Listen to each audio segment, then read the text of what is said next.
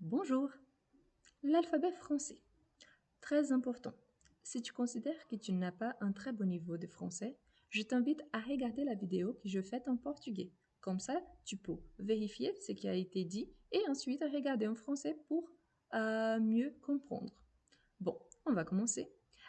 L'alphabet français et l'alphabet portugais, ils sont très similaires. Même parce que l'alphabet français et l'alphabet portugais utilisent tous les deux l'alphabet latin. Du coup, ils ont la même quantité de lettres, 26 lettres. Par contre, il y a une petite différence. L'alphabet portugais, il compte 21 consonnes et 5 voyelles, pendant que l'alphabet français, il compte que 20 consonnes et 6 voyelles. Cela arrive car l'Y, qui en portugais c'est considéré une consonne, en français c'est considéré comme une voyelle. Du coup, on commence. Tu vas voir qu'il a beaucoup de similitudes. Du coup, on a le A, B, C, D, jusque-là, pas de différence. Ensuite, on a les E, qui c'est bien différent du portugais, car on dit E ou E, F, G, H.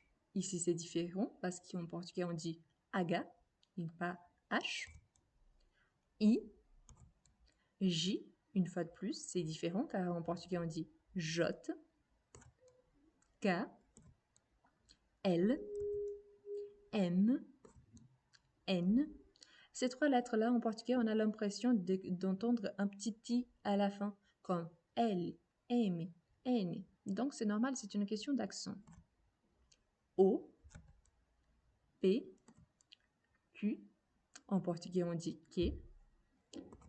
R, S. Et tel que le L, M, N, ici, on entend aussi un petit i à la fin, comme R, S. T, U.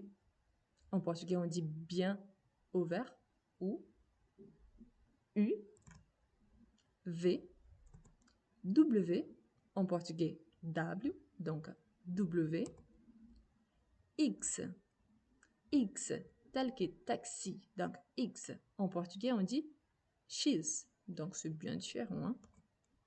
Y, le fameux, donc Y, qui en portugais on dit Y, donc Y, et le Z, Z, qui en portugais on dit que Z, tout simplement.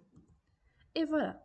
Ici, j'ai mis en jaune le lettre qui ne change pas, en rouge le lettre qui change considérablement, et en rose le lettre qui change mais pas trop. C'est plutôt ces sons de i qu'il y a à la fin en portugais et qui en français parfois on a l'impression d'entendre un petit a à la fin.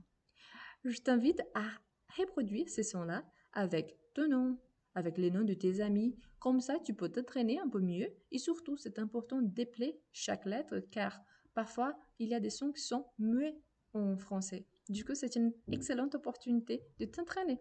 Et voilà. À la prochaine. Merci beaucoup.